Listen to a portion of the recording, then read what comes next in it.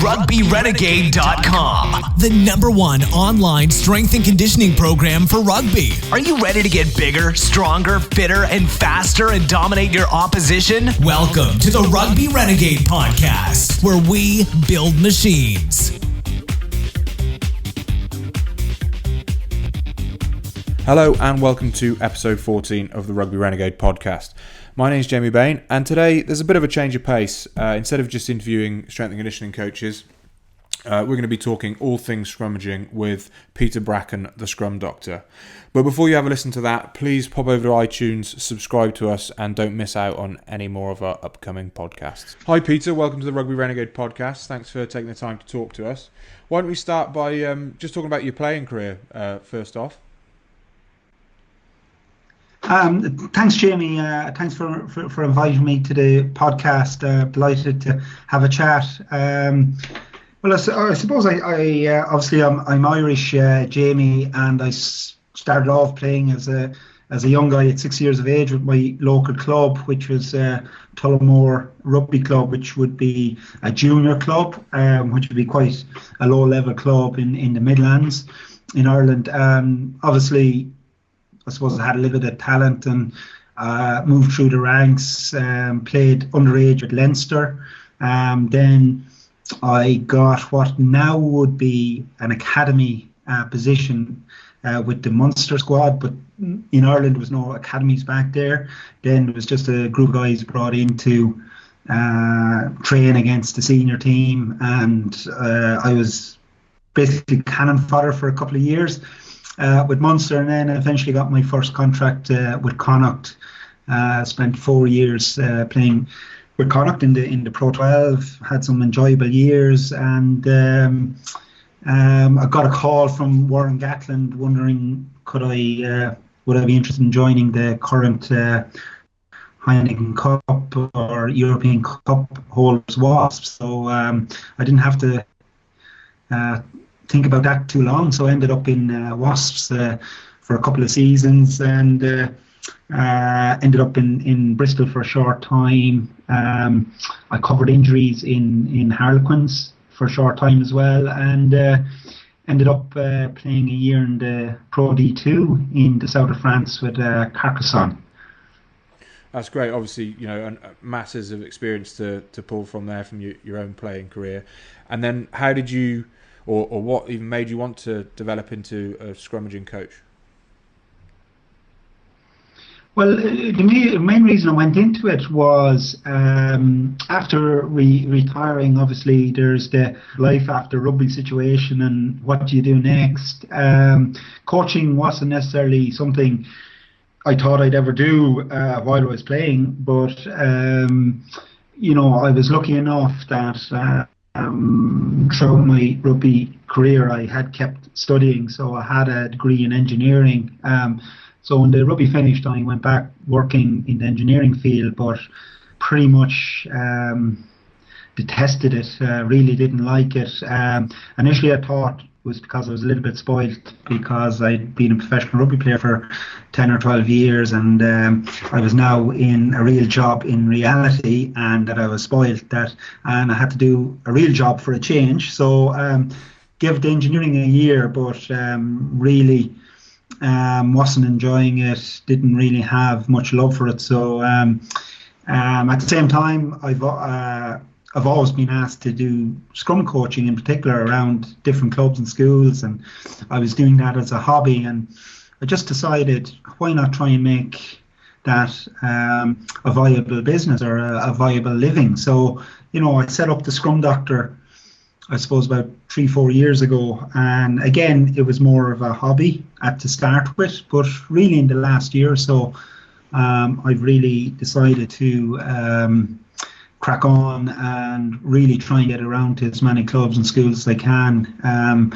scrum coaching, and I really do enjoy the coaching because obviously the on-field coaching, but I am actually a qualified executive coach outside of rugby, and I was making a living doing executive coaching, team building, that kind of stuff, and I just found that yes, the office type coaching does help on the field, and definitely on the field coaching with rugby in the office. So really my real passion is still the rugby, and is still the scrummaging in particular. Obviously, I was a prop myself, and priding myself on my scrummaging ability. So, going around to clubs and schools, I just found that a small number of clubs would have had a knowledge base there of scrummaging, but generally speaking, the vast majority of clubs and players that I was seeing had very bad coaching, and what was being coached was very poor and close to being dangerous. And so the scrum was either not being coached properly, or being ignored completely, or not being coached, and guys were just left to their own devices come game day. So I decided to set up the Scrum Doctor, and I've been going around to club and schools Scrum coaching, and I just developed a Scrum coaching course, which I call a Scrumminar, which and the aim of that is to coach the coaches to become better, more efficient and safer Scrum coaches. So I've been doing that in Ireland, and now breaking into the UK. So I've been invited over to a number of clubs in the UK, and I've really enjoyed that, and I hope that continue to grow. That's great, and we'll of course share some links on the show notes for anyone who's interested in the Scrumminars. And so on these Scrumminars, let's get into kind of the basics of scrummaging. What are kind of the key things you'll look for from your front row? Well, I suppose we start with the basics and the proper position and posture, and what I like to call, and a lot of Scrum coaches would refer to, the power position, where your body is in the most powerful and safest possible position it can be in to scrummage. And it's the same position as you would be in if you got underneath the weight to do a squat, or a good technique doing a deadlift, or Olympic lifting, or tackling. If you have a good strong core, good strong power position, you'll be able to tackle more efficiently, ruck more efficiently. So not just for scrummaging, but if your posture is good and you have a good power position, it'll transfer into all other aspects of the game of rugby. So I always say that, power position, but I said, like a weightlifter. If an Olympic weightlifter approaches the bar, his feet are going to be grounded. His feet are the position that he is most comfortable with, or strongest with. He'll always have a little bit of a bend in his knees. His core will be tight. His back will be straight. His shoulder blades will be back. His head will be still. So, before and he goes and lifts that weight, he doesn't come in with bad posture and just try and lift inefficiently. So, you work from the ground up. You get the guys in the good power position on the setup of the scrum, and then you continue that into the engagement and then into the scrum as a whole. And I find if you can set each individual player into a good power position, and then get them bound up efficiently, and get the scrum set properly and efficiently before the engagement, you're going to have a better scrum. And the engagement almost takes care of itself. And then obviously you get into binding, you get into the height of the scrum, you get into the different tactics and angles against your opposition. But the main base is that power base and that power position that everything else is built upon. Okay, so physically, say I was working with you and with one of your players as an S&C coach, what would you want for me to do in the gym for them to be good and effective at that power position, or having that good scrummaging posture? Yeah. Well, obviously, they have to have the flexibility to get into that position properly. Now, I was never the most flexible. Still, I'm not the most flexible person, but I can get into that position. So I suppose it's back to a little bit of muscle memory as well, by repetition, getting into that good power position. I don't find, obviously, in any sport, the more flexible you are, the better. But you don't have to be overly flexible to get into a good power position. But you do need a strong core. Obviously, so there the core exercises come in, the heavy lifting coming in to build a strong core. I will always get my guys to brace their stomach muscles when they're about to engage into a scrum, and also have an arch in their back, almost over arch your back, if I'm explaining that properly, so that when they get into the scrum position, the back is at least level, that or is in neutral, or is in a neutral position, because you don't want to get rounded shoulders, you don't want to get a rounded back. Just the same as weightlifting or lifting a weight. As soon as the back starts to fold in or fold outwards, you get inefficient. So I suppose strength conditioning point of view, flexibility that you can get into the power position, and then really around that core area, that your back can be straight and parallel to the ground while you're scrummaging, and have the core really tight. Obviously, injury prevention wise and safety wise, a strong neck.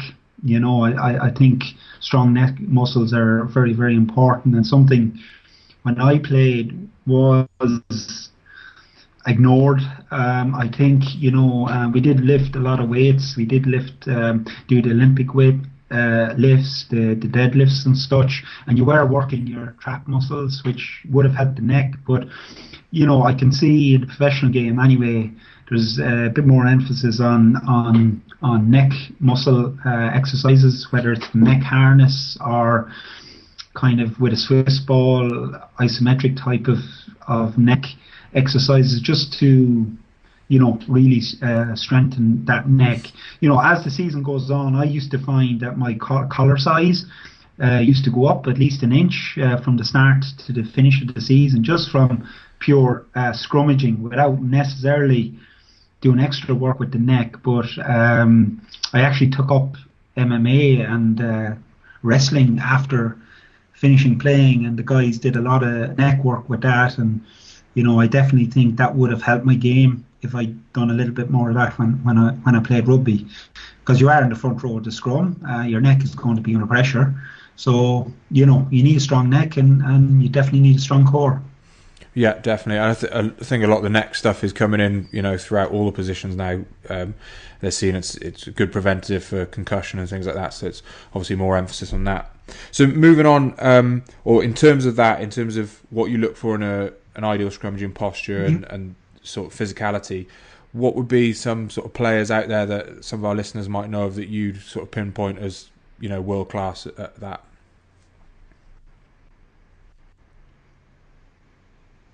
Yeah, well, I suppose looking back a few years, just towards in my generation of playing, I thought Carl Heyman was your textbook prop, probably the best tie head scrummager ever.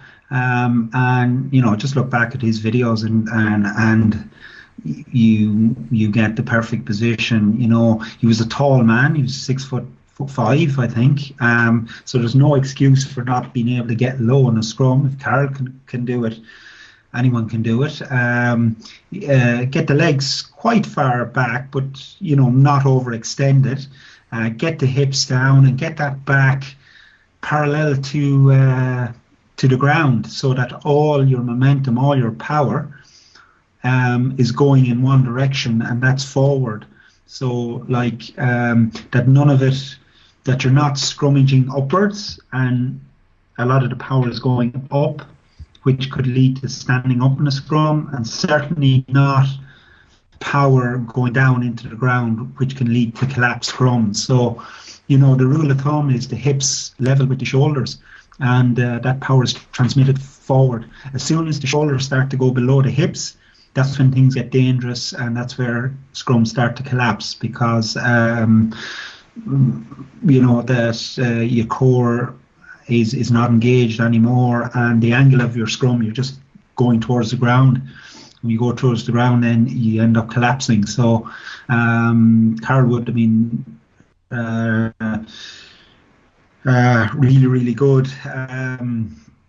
Obviously I played with Mike Ross here in Ireland, and Mike, we'd be talking about scrummaging quite regularly and keeping up to date with whatnot, and he has really worked hard on his scrummaging since he started playing, and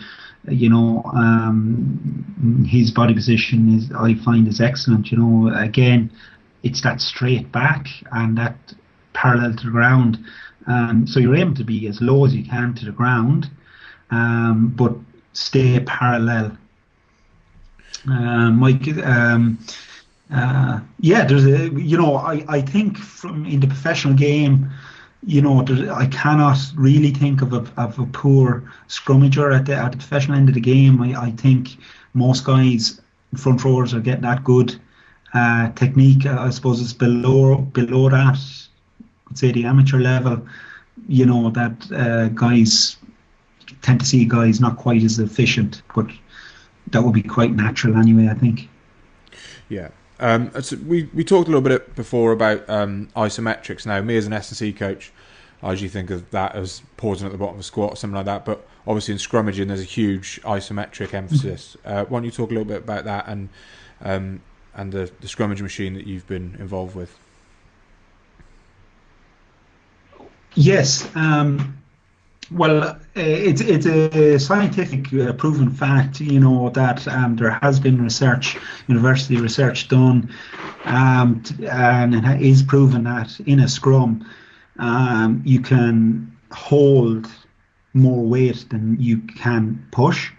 So even if you're against a bigger, heavier, stronger pack, you can still compete, and you can compete by having superior technique, so that your technique is good, you have your straight back, you have your good posture, you're low to the ground.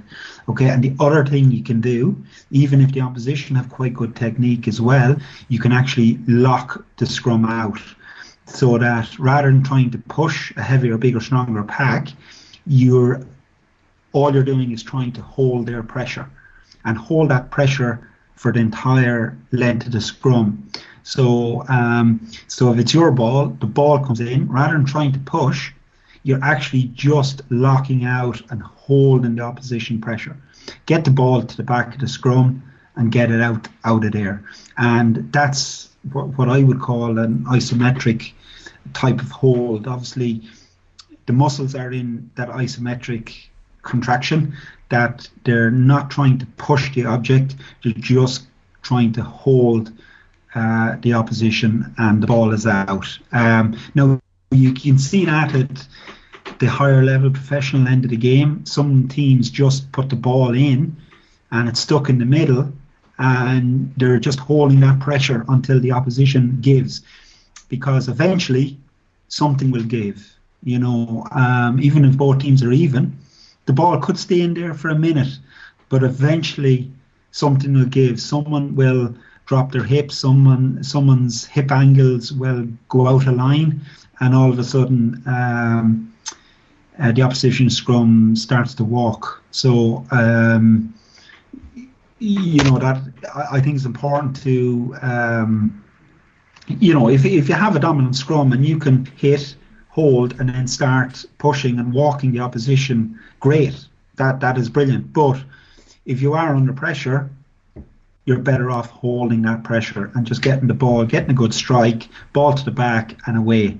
And I've hooked up with, partnered up with Silver Fern Sports in New Zealand, and they've just developed a new pneumatic scrum machine called the Live Scrum.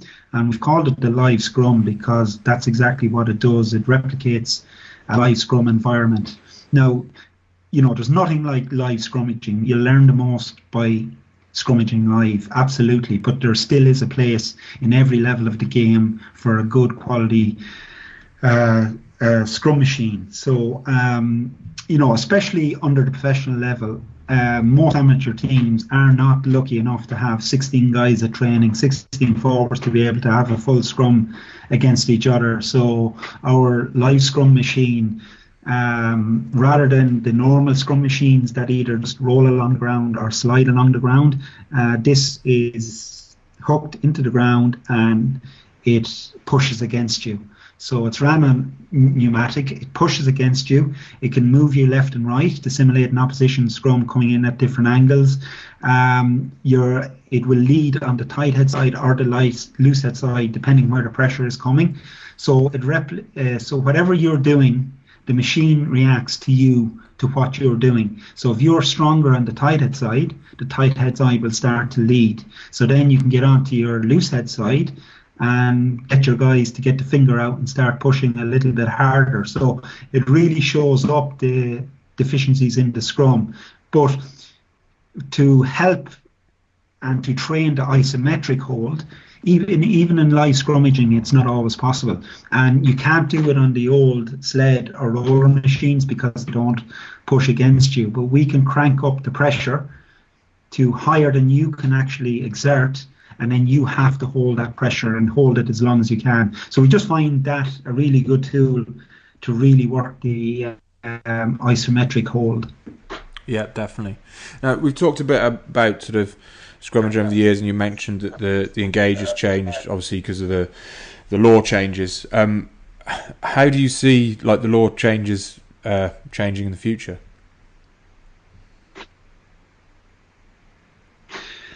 That's a very good question, Jamie. Well, first off, definitely the new Scrum laws have improved the Scrum no end. As a former prop, I would be biased in saying that I think it's the best rule that the IRB or World Rugby or whoever has ever brought in. Because, by the time I finished playing 4 or 5 years ago, the scrums were actually getting very dangerous because guys were just so far away from each other and guys were getting bigger, stronger, faster. The hits were getting bigger and the risk was getting higher. The risk of injuries or catastrophic injuries was just going up and up every year. Collapse scrums all over the place, 2 out of 3 scrums used to collapse, but nowadays it is a lot rarer occurrence that a scrum will collapse. And I think you cannot hit because the distance is so close now. The hit isn't as big, but you still need to be able to jab that couple of inches, just enough to be able to hold your own, and then you're into a more traditional scrummaging stroke wrestling match. And because of the new rules, I think it's 100 times more safe, and you can get yourself in. You can pre-engagement. You can get yourself into a good power position, good safe position, and because the hit isn't so far away, you have time then to set yourself into that good position and hold it there, and it's a safe position, and you can keep your power position for the whole entire length of the scrum. Whereas towards the end of my career, with the big smash and the big hit, yes, you try and keep your body position, but with the big intense hit and guys coming in at all sorts of angles, that always didn't always happen. So I suppose back in the day, if you won the hit and if you got the bigger smash, the ball would be in back of the scrum out. So the big hit. If you won the hit, you won the scrum. But nowadays, that's not the case. It's a lot more efficient. Guys can set their safe position. They can set the good body position, and the ball will come in. Hookers are now hooking again, which is fantastic.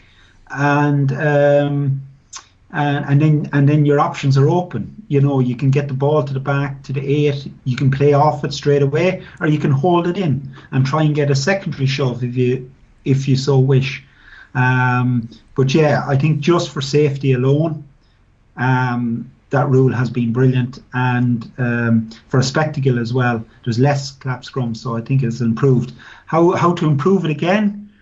I'm not too sure. I personally am happy the way things are going at the moment, and the emphasis now, I think the rules are correct, and it's up now to players to abide by those rules, because really, if you're scrummaging straight, which you should be, there should, and you know what you're doing, and your core and your power position is correct, there shouldn't be any reason why a scrum will collapse. Obviously, we're all, especially front rowers, we're sometimes a different animal, so none of us want to go backwards.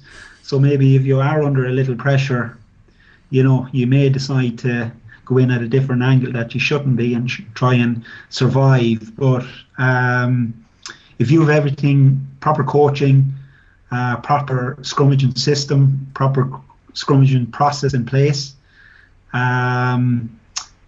there's no reason why scrums can collapse. And I'm pretty happy with the way scrums are being refereed and with the new rule changes. So me personally, I wouldn't change a whole lot. But if scrums start to collapse more and more often, well then rules may need to be changed again. But just at the moment, me personally, I'm happy with the situation.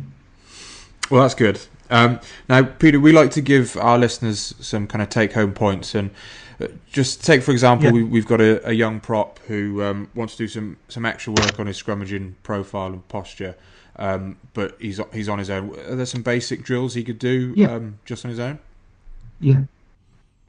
Well, I used to do an awful lot of work on my own with a simple Swiss ball and maybe 2 Swiss balls, and you use the Swiss ball as almost a balance, and you get into your power position, and you put your weight on the Swiss ball and you hold that position.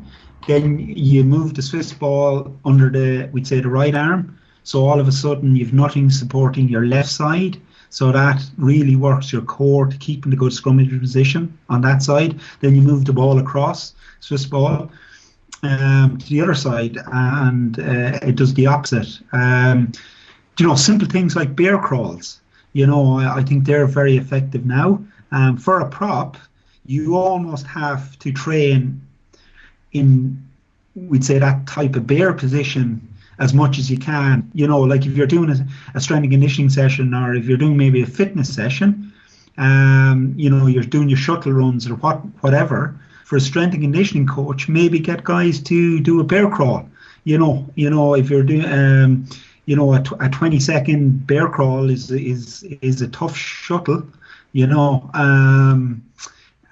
but to keep that form that, it's a bear crawl, but it's a bear crawl in a perfect scrummaging position. So your hips and shoulders are level to the ground, and as you're moving forward, you're chasing your feet just as you would be in a scrum, but you're not getting overextended. Your hips aren't coming up.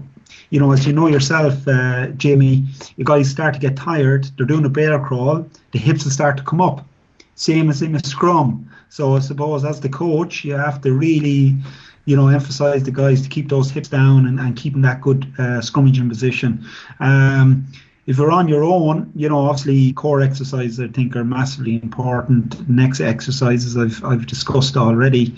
But if you did have a mate, one-on-one scrummaging, there's nothing better than, you don't have to go out to smash each other. You just have to be able to hold each other up, move each other up and down, move side to side, work with each other rather than against each other. And, if you can scrummage one-on-one, against another guy, it's actually more difficult than it is in a real life scrum. So if you can master a one-on-one scrum, you can master a full scrum, because you don't have anyone else to rely on. You just have yourself and your teammate to rely on, and it brings in those, I'm not a strength and conditioning coach, but it really forces those stability muscles to really activate if you're trying to keep your weight and another guy's weight up off the ground in a one-on-one scenario. Even in the mirror, very simply, if you get into good power position and just hinge from the hips and try and hit that position that your back is parallel to the ground all the time. So stand beside a mirror, and I wouldn't normally advise rugby players to be looking at the mirror too often, but if you did have a mirror, you're looking just that your back is straight and parallel to the ground. The hips aren't high. You're not going in an upper position. Everything is parallel. And that's it. But look, you cannot get away from those main big heavy core lifts. Your deadlifts, your squats, your power cleans, your snatches. They all help to become better scrummagers and better rugby players. Yeah, definitely some great tips there, Peter. Thanks. And I can attest that bear crawls are, they're one of the toughest things you do if you're really hammering the technique. They're pretty savage. So just to wrap up, Peter, what's kind of next for you, and where can people learn a bit more about you as well? Yes. Well, I have a website called the Scrum Doctor. So it's www.de/scrum/doctor.com. So, it has all my services there. I obviously do my normal Scrum coaching, where I come to a club, coach your team. Also, as we've discussed before, I have my Scruminars, which is a Scrum coaching course for coaches. I think that adds great value to clubs throughout the club. So at the end of the course, you'll have a number of coaches, from underage coaches right up to senior rugby coaches, able to coach the scrum in a safe and efficient manner. I'm on tour actually in Ireland for the next 2 weeks, demonstrating my new Scrum machine, pneumatic live Scrum machine, and I hope to be over in the UK come mid-October or so. So I suppose if teams are keen to have a look at the machine, or to get some Scrum coaching in, or maybe get some of their coaches coached up, I'd be delighted to speak to them. So all the information is on my website, the Scrum Doctor. Brilliant. And like I said, we'll share links to that on our site, and let us know when you're over in the UK, and we'll share that on social media and stuff like that, and so people can find out about it. Peter, thanks very much. It's been excellent talking all things scrummaging with you, and wish you all the best in the future. Thank you very much, Jamie, and wish you the best in everything you're doing. Delighted to speak to you. Thank you. So thank you, Peter, for talking to us about all things scrummaging. Definitely loads of take-home points for our front row guys. But also lots of take-home messages for anyone, any positions, any athletes that, improving your strength on the basic compound lifts, having good posture and mobility, and that will pretty much carry over to any sport-specific skill. So great and refreshing to hear. And of course, check out Peter's Scruminars. There'll be a link in the show notes. And then just keep checking us out. More articles and podcasts to come at rugbyrenegade.com. And of course, subscribe to us on iTunes, SoundCloud or Stitcher. And give us a 5-star review. See you next time. Thanks for listening to the Rugby Renegade Podcast. For more quality rugby strength and conditioning information, check us out at rugbyrenegade.com. Rugby Renegade, building machines.